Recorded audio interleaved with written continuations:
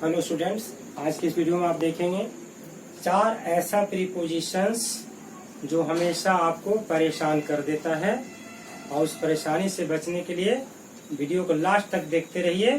सारा समस्या अपने आप गायब हो जाएगा। जैसे टू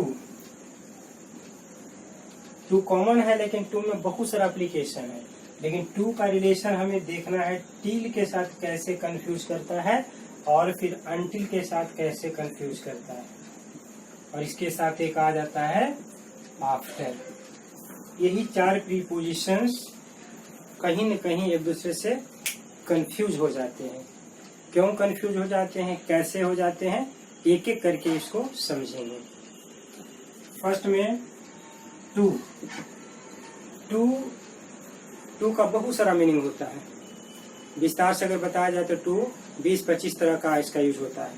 लेकिन यहाँ पर मेरा उद्देश्य वो नहीं है। यहाँ पर उद्देश्य है कि टिल और अनटिल के साथ कैसे इसको हम जोड़ेंगे, कि क्या डिफरेंस है। तो आप इसको लिख सकते हैं, it can be used with time and place. लेकिन हम यहाँ प्लेस के बारे में ज्यादा चर्चा भी नहीं करेंगे, हम केवल करेंगे टाइम के बारे में। टाइम का क्या वैल्यू है, प्लेस में भी आता है, बताएंगे इसको भी। ऐसा नहीं कि प्लेस को लिखे तो नहीं बताएंगे, लेकिन मेन फोकस करना है टाइम के साथ कैसे यूज होता है। इसमें देखिए एक खासियत क्या है, समझ सकते हैं। फ्रॉम आया, यहाँ टाइम आया, टू प्लस टाइम, इस तरह से इसका एप्लीकेशन ज्यादा होता है। और जब भी कभी फ्रॉम रहेगा तो इसका यूज हमेशा हम क्या करेंगे, 2 टाइम के बीच में टू का यूज कर देते हैं। इसमें सबसे अधिक इसका यूज यही होता है। जैसे आप कोई भी सेंटेंस बनाते हैं, he works in an office from, अब यहाँ पर कोई भी टाइम दे सकते हैं ना, 10 to 5 PM। यहाँ 10 AM हो जाता है, 10 to अंडरस्टूड होता है, 10 to 5 PM। यहाँ 10 AM चाहे तो आप लिख दें इस तरह से। तो फ्रॉम का यूज क्या है, 2 टाइम अगर जुड़ा हुआ हो टू से, उसके पहले फ्रॉम आता है ना। यानी फ्रॉम के बाद यहाँ पर टू के सिवा कुछ नहीं लगाएंगे आप। 10 AM to 5 PM यहाँ पर फिक्स है कि फ्रॉम। लेकिन अगर फ्रॉम ना रहे तो यहाँ फिर कंडीशन आ जाता है। यहाँ नोट में एक आप देख लेंगे, if from has not been given in the sentence। यदि from ना दिया रहे सेंटेंस में तो क्या करेंगे, तो इसके लिए आप टू का यूज नहीं करेंगे। यहाँ पर until, टिल इज यूज्ड। इस कंडीशन में या तो अनटिल का यूज होता है या तो टिल का यूज होता है। यानी टू का यूज तभी होगा जब फ्रॉम से जुड़ा रहेगा और 2 टाइम दिया रहेगा, उसके बीच में टू होगा। केवल लास्ट में एक टाइम को शो करेगा। जैसे आप कहेंगे टिल होली, टू होली नहीं कहेंगे, अनटिल होली, अनटिल क्रिसमस आप ऐसे बोल सकते हैं, लेकिन टू क्रिसमस नहीं बोल सकते। लास्ट जब भी को दिखाएगा उसमें अनटिल या टिल का यूज करते हैं।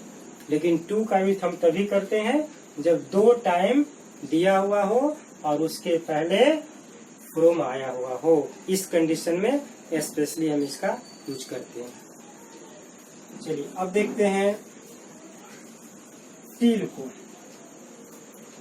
जैसा कि अभी मैंने बतलाया कि टिल का यूज कैसे होता है, तो हमेशा एक अगर कहा जाए तो टाइम के जस्ट पहले सेंटेंस के लास्ट में इसका यूज होता है। आप इसको ऐसे लिखते हैं, it is used at the last of the sentence before time. Time रहे, यहाँ डेट भी कर सकते हैं, कोई डेट दिया रहे है ना तो आप दे सकते हैं, डे भी रह सकता है, टाइम रहे, डे रहे, इस तरह का कुछ भी रह सकता है तो यहाँ पर लगा देते। डे भी तो टाइम में ही आता है। अब जैसे कहेंगे मिड नाइट तक, आपको ऐसे दिखाना है तो कैसे लिखेंगे? Example, let's start the work. ठीक है, अब यहाँ पर देखिए वर्क तक तो आ गया। अब यहाँ पर क्या करेंगे? यहाँ पर आपको टाइम देना पड़ेगा, तो यहाँ देना पड़ेगा टिल मिडनाइट। अर्धरात्रि तक काम करने की बात अगर करते हैं ना तो इस तरह से आपको देना पड़ेगा। जो स्टार्ट, यहाँ पर आप चाहें तो नाउ जोड़ दें, एंड जोड़ दें तो और अच्छा हो जाएगा। Let's start now and the work till midnight. इसको ऐसे लिखते हैं अच्छा से, start now and work till midnight. यानी अभी काम स्टार्ट करो और अर्धरात्रि तक करो। तो जब इस तरह का काम आता है तो इसमें हमेशा टिल लगाते।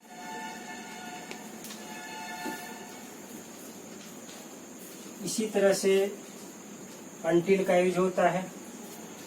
अनटिल की बात अगर करें तो अनटिल एक कंजक्शन भी है और एक प्रीपोजिशन भी है। कंजक्शन में इसका यूज ज्यादा है। कंजक्शन की बात करें तो कंजक्शन में इसका यूज ज्यादा है, क्योंकि कंजक्शन में स्ट्रक्चर पूरा चेंज हो जाता है, दो सेंटेंस को जोड़ने का काम करता है। और कंजक्शन में खास करके अगर आप देखें इसको अगर कंजक्शन में पहले देखते हैं तो इसका मीनिंग होता है as long as not. Hindi में अगर लिखेंगे तो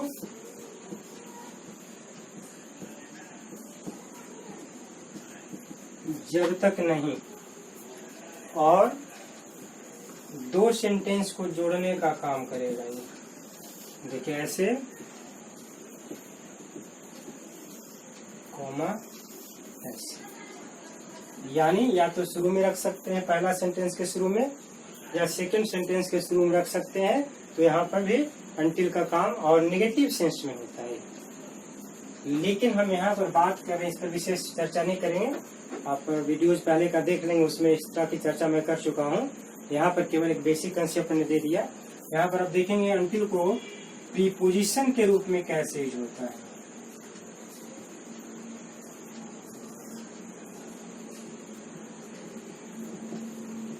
इसको कैसे समझ लें, इसको प्रीपोजिशन के रूप में आएगा तो कैसे आएगा?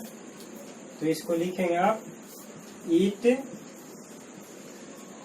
डिनोट्स सर्टेन इवेंट और टाइम। इसमें सर्टेन या तो इवेंट शो करेगा या इसमें टाइम शो करेगा, दोनों में से कोई भी शो करेगा। जैसे टिल को आपने देखा, इसको भी हम इस तरह से लिख सकते हैं, कहीं गलती नहीं होगा। और इसमें भी टू के जैसा यूज नहीं होगा। दो अगर टाइम दिया रहे तो बीच में कभी भी टू लगाते हैं, अनटिल नहीं लगाते हैं, टिल नहीं लगाते हैं। जैसे अनटिल का कैसे यूज करेंगे, come and wait until midnight. Come आवो और प्रतीक्षा करो, कब तक? अर्धरात्रि तक। तो यहाँ पर देखिए अनटिल के साथ क्या है, टाइम दिया हुआ है, डे दिया हुआ है, इवेंट दिया हुआ है, मिडनाइट। इस तरह से इसका यूज हम कर लेते हैं। ये हो गया अनटिल।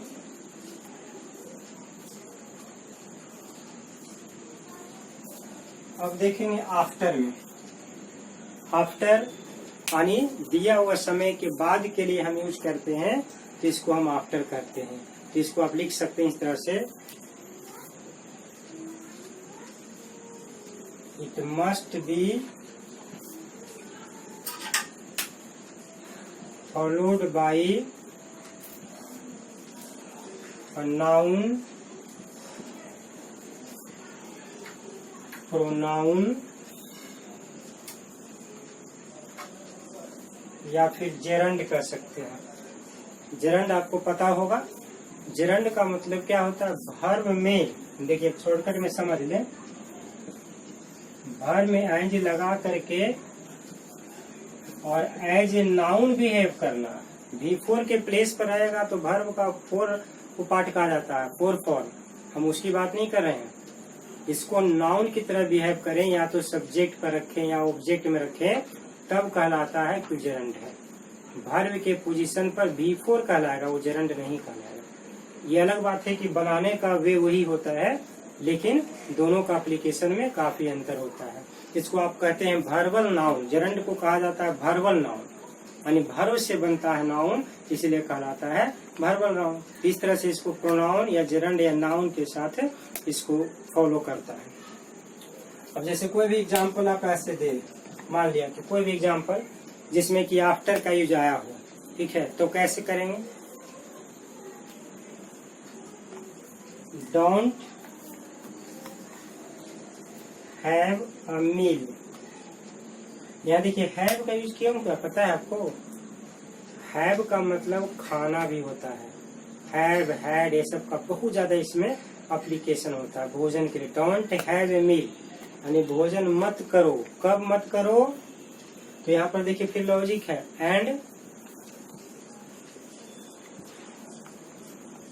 देखिए इसको क्या पढ़िए, लोग पढ़ देते हैं बात, बात इसका उच्चारण नहीं होता, वेद, वह हल्का सा वेद पढ़ते हैं। अगर वेद पढ़िएगा तो लोग चला जाएगा वेद, 4 वेद होते हैं उसके बारे में, यहाँ डिफरेंट है, उसका कंफ्यूजन हो जाता है। इसको लोग बात कहते हैं, लेकिन बात इसका साउंड होता नहीं। डिक्शनरी में देखा करिए इस तरह का स्पष्ट हो जाएगा। इसको वेद कहते हैं, हल्का सा साउंड होता है वेद। तो don't have a meal and well immediately after,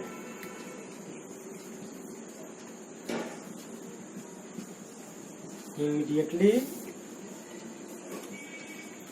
after it, इस तरह से देखिए ये प्रोनाउन है, इसके पहले आ गया आफ्टर। तो आफ्टर का ये चारों में आपने देखा कि बहुत छोटा छोटा मिस्टेक होता है, एक दूसरे के जगह पर लोग लगा देते हैं। जैसे यहाँ पर लिख देते हैं अनटिल इट, कोई अर्थ नहीं निकलता, टिल भी लगा देते तो भी कोई अर्थ नहीं निकलता। तो इस तरह का छोटा छोटा बहुत सारा प्रीपोजिशंस है, ऐसे स्पेशली जब बताएंगे तो फिर विस्तार से सबका बताएंगे। लेकिन ये सब प्रीपोजिशंस एक दूसरे से काफी मिलते जुलते हैं और क्लोज होने के चलते विद्यार्थी को समझने में थोड़ा असुविधा होती है और इसीलिए गलतियां होती हैं। अगर असुविधा नहीं होती तो गलतियां कैसे होती आपसे? तो मान के चलना है कि ये सब जो छोटा छोटा भी मैं पार्ट बता रहा हूँ, आगे के वीडियो जो आएंगे तो उसमें आप देखेंगे काफी विस्तार से मैं बताऊंगा। वैट है तो वैट का कितना विस्तार हो सकता है, इनका कितना वो अलग बताऊंगा। यहाँ पर जैसे पहले मैंने सिंगल बतलाया, माइनर, फिर डबल बताया, फिर 3 पर आया, अब देखिए 4 भी आ रहा है। तो इस तरह से एक एक करके बढ़ाते जा रहे हैं ताकि विद्यार्थियों के बीच में जो कंफ्यूजन है इतना डिफिकल्ट चैप्टर का, वो आसानी से सोल्व हो सके। ठीक इसी तरह से नेक्स्ट वीडियो का भी इंतजार करें, उसमें कुछ नए फिर प्रीपोजिशंस के साथ मैं आपके सामने प्रस्तुत हो जाऊंगा।